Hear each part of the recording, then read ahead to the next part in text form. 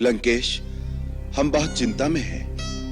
प्रभु, सेवक के होते हुए स्वामी को चिंता क्यों? मित्र, 14 वर्ष की अवधि पूर्ण होने में मात्र 2 दिन शेष हैं। हमने भरत को वचन दिया था कि वनवास काल की अवधि पूरी होते ही अयोध्या लौट आएंगे, और भरत ने शपथ ली थी यदि 1 दिन की भी देर हुई तो वो जलती चिता में कूद जाएगा। भरत जितना भावुक है उतना ही हठीला भी है। यही हमारी चिंता है कि पुष्य नक्षत्र की पंचमी तिथि हो गई और अयोध्या बहुत दूर है। प्रभु, इतनी सी बात के लिए आप चिंता कर रहे थे? इसमें कौन सी बड़ी बात है? आपके सेवक में इतना सामर्थ्य है कि मैं आप सबको अपने कंधों पर बिठाकर एक ही दिन में अयोध्या पहुंचा सकता हूं। भैया हनुमंत, इसकी कोई आवश्यकता नहीं। हमारा पुष्पक विमान किस दिन काम आएगा? प्रभु, ये वही विमान है जो महाराज रावण कुबेर से छीन कर लाए थे। ये दिव्य विमान मन की गति से चलता है।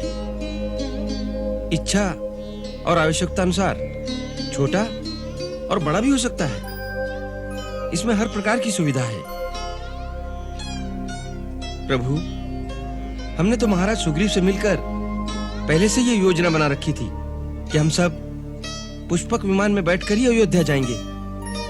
हम सब अर्थात हम सब? प्रभु, आप क्या समझते हैं हम आपको अकेले ही अयोध्या जाने देंगे? हम सब आपके साथ नहीं चलेंगे? हम सब यहीं अनशन करके प्राण त्याग देंगे। नहीं नहीं जामवंत जी, आप ये कैसी बात कर रहे हैं? आप सबका मुझ पर ऐसा आभार है कि मैं कई जन्मों तक ये ऋण नहीं चुका पाऊंगा। आप सबकी हर इच्छा पूर्ण करना मेरा धर्म है, अन्यथा मैं कृतज्ञ कहलाऊंगा। रघुकुल के किसी भी प्राणी पर कोई उपकार करता है तो पूरा रघुकुल उसका ऋणी हो जाता है। आप सब अवश्य चलेंगे, हमें बहुत प्रसन्नता होगी।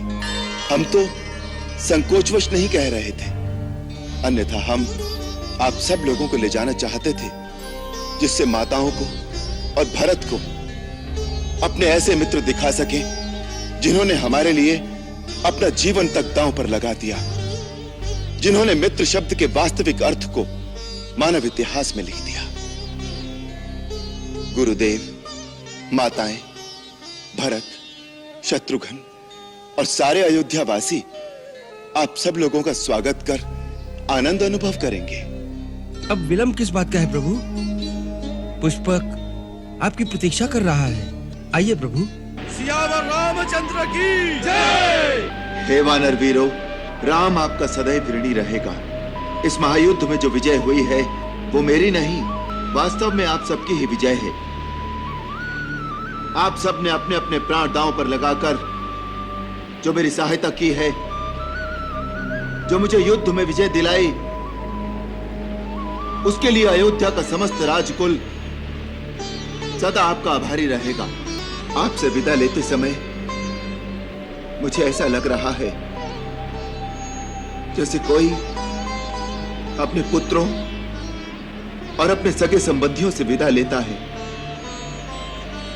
संकट में फंसे एक अनजान परदेसी की इस प्रकार सहायता करके आपने परमार्थ का जो एक आदर्श मानव जाति को सिखाया है, उसके लिए समस्त वानर जाति वंदनीय है। राम का प्रणाम स्वीकार करो।